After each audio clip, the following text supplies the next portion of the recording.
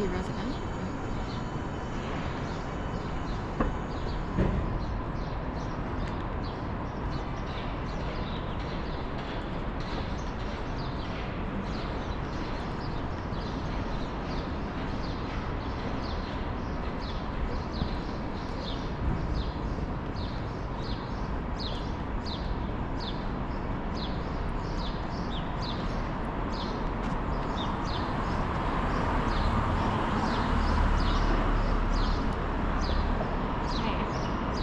They have NAAAA on nails over Tailor chip.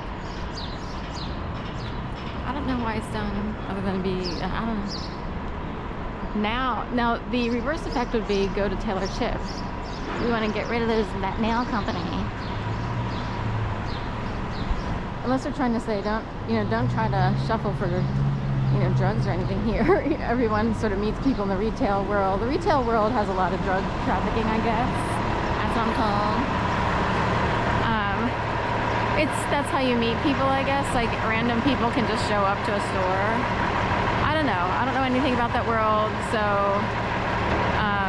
but that's what I'm told. So in a way, the nail company, with their only having the N and the A lit up, would be saying, nah, don't try to wheel and deal at Tailor chip. Ooh, yeah. They are used by federal agencies big time. Yeah, that's what they would say. I already wonder about Tailor chip. Tailor goes way back in a family lineage somewhere. Also, someone I know, a family member even, was somewhat dating someone who went by the name Tailor and Galloway and was a trans person. Do you get it? We're tailoring the female away. Get this. Tailor Galloway wound up dead. And what's worse, she was from a place in North Carolina and Transylvania,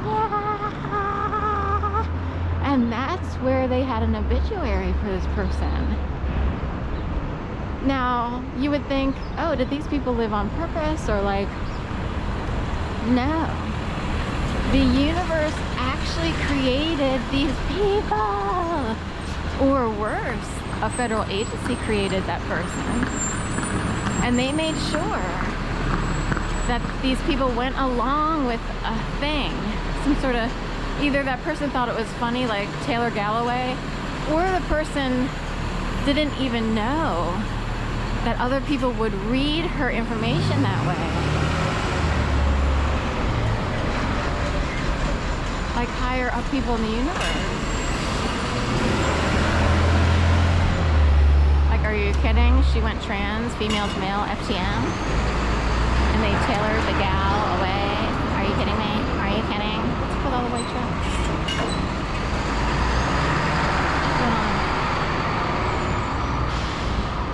And a lot of people go trans, so Philadelphia, in fact, handles the process a lot. We have Mazzoni Center, and it became, I'm sorry to use the reference, but it became a little bit of a factory. In fact, they expanded.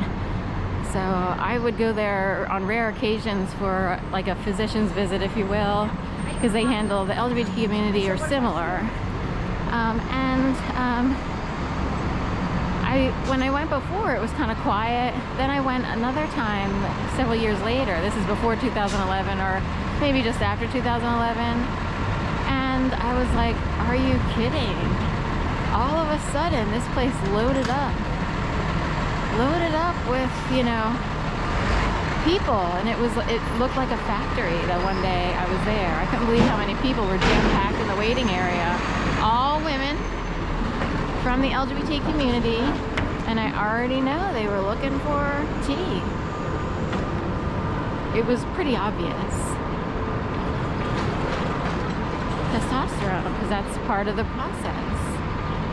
This was popularized during a time period when the L word was really like super popular on Showtime.